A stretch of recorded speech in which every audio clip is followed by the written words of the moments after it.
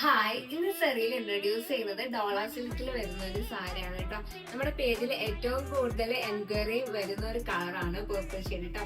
അപ്പൊ ഇന്നത്തെ സാരി നമ്മുടെ പേർപ്പിൾ ഷെയ്ഡിലുള്ള ഒരു സാരിയാണ് കൊണ്ടുവന്നിട്ടുള്ളത്.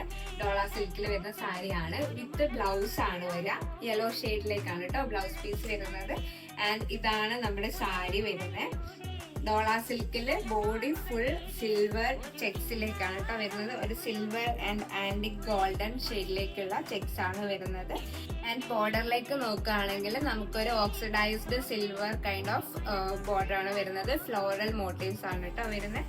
ആൻഡ് നമുക്ക് എൻറ്റയർ സാരി ഈ സെയിം ചെക്ക് ഡിസൈൻ തന്നെയാണ് കേട്ടോ വരുന്നത്.